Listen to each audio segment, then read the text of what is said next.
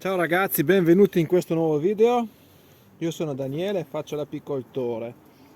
Allora, oggi è il 14 di marzo, quindi vediamo gli avanzamenti di questa famiglia e delle altre che vi farò vedere nei prossimi video che programmerò, e vediamo le operazioni da fare per cominciare ad allargare un pochino la famiglia, e cominciamo dalla metà di marzo ad operare un pochino per agevolare la covata e l'espansione della famiglia.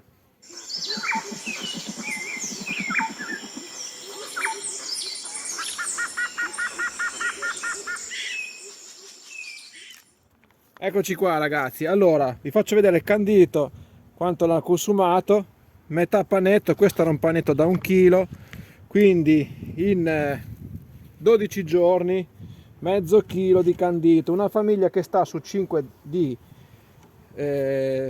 telai di api, mezzo panetto di candito, mezzo chilo di candito è poco, quindi questa famiglia qua ha consumato poco. Ciò vuol dire che probabilmente avrà importato del nettare e del polline, perché questo poi è un candito vitaminico e proteico che farebbe comodo alle api.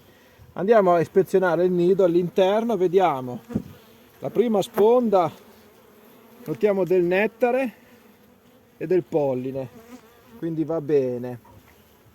Va bene, adesso io ho guardato anche le previsioni e mette insomma la temperatura un pochino altalenante, però sembrerebbe che l'ondata di freddo che c'è stata qui di notte, abbiamo avuto anche -5 o -6, sembra che sia finita, quindi possiamo tentare, se le condizioni dell'alveare lo permette, qualche tecnica di avanzamento della covata, qualcosa di ancora molto blando, però cominciamo a...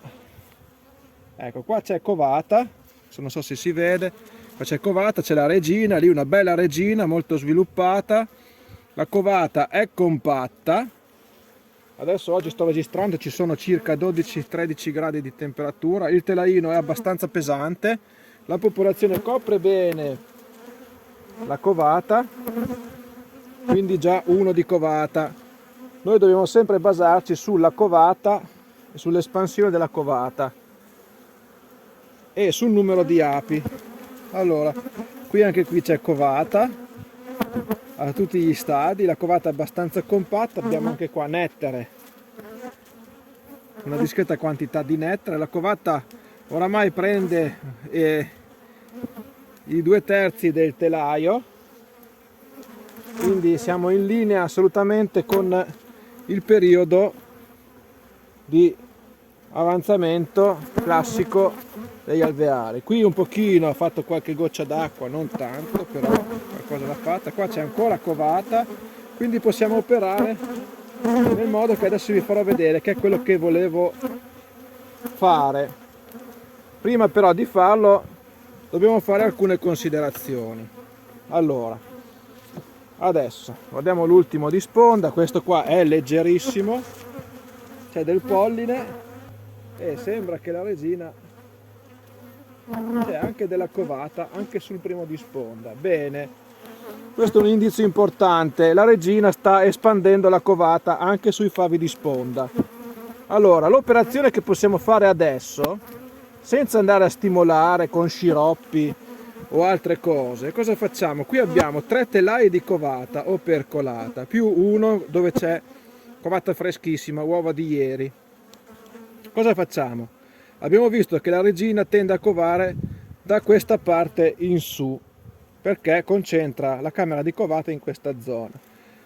Siccome abbiamo una quantità di api che permette di coprire bene i 3 telai, noi prendiamo il telaio centrale di covata, lo ruotiamo di 180 gradi, lo inseriamo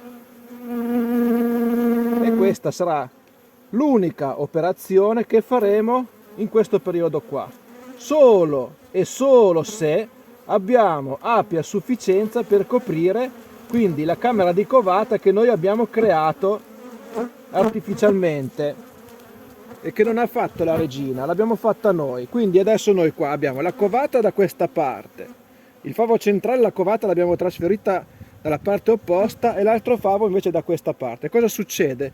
La regina si troverà spiazzata perché, come sappiamo, la regina cova specularmente telaio per telaio, infatti lei si è allargata da qua e è andata a covare anche sul primo di sponda. A questo punto lei vedrà che qui non c'è più covata, quindi si affretterà a covare anche qui, da tutte e due le facciate. Stessa cosa succederà qua. Qua vedrà che c'è covata, nei favi adiacenti vedrà che non c'è covata e si affretterà a covare anche queste due facciate qua. Al prossimo controllo, fra una settimana, noi potremo a questo punto operare nello stesso modo, magari scambiando il telaio di covata con quello di sponda, inducendola così a covare anche quello. Questa è una tecnica semplicissima che possiamo fare nel periodo in cui la stagione comincia a stabilizzarsi. Non è da fare assolutamente quando ancora ci sono i freddi notturni, quando non abbiamo una popolazione sufficiente che possa coprire tutta la covata, perché noi adesso le api prima scaldavano solo qua, adesso noi abbiamo forzato la regina a covare anche da questa parte, ci vogliono abbastanza api che coprono anche questa parte. Vedendo il nido come adesso, abbiamo tirato su i telaini e sappiamo che adesso una parte di bottinatrici sarà ancora all'esterno. In questa maniera qui noi siamo abbastanza sicuri che anche di notte la covata sarà comunque riscaldata adeguatamente dal numero di api che abbiamo all'interno. Ecco, questa qua è una tecnica molto semplice, dicevo, che permette di espandere il nido senza andare a dare nutrizione liquida di alcun tipo e di conseguenza senza rischiare l'effetto nosema, che qua sappiamo che la nutrizione liquida è un po' un boomerang in questo periodo qua.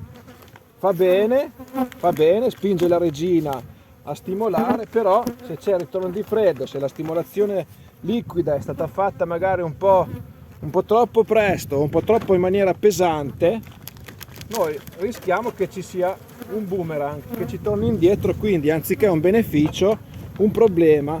Primo fra tutti il nosema apis, che è quello che fa venire la diarrea alle nostre api. Nosema apis stiamo parlando perché nosema cerane è quello subdolo che noi non vediamo nessun sintomo, ce ne accorgiamo quando l'alveare ormai è completamente spopolato.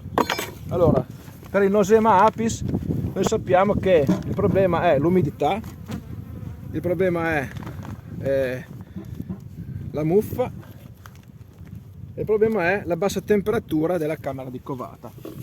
Quindi questa è una tecnica iniziale che possiamo adottare dalla metà di marzo. Non facciamo nient'altro, aspettiamo la settimana successiva e vediamo gli sviluppi di questo nido. Quindi ragazzi, spero che il video vi sia stato utile e interessante. Come al solito mi raccomando, mettete un bel like al video ed iscrivetevi al canale e noi come al solito ci vediamo alla prossima. Un saluto, ciao a tutti.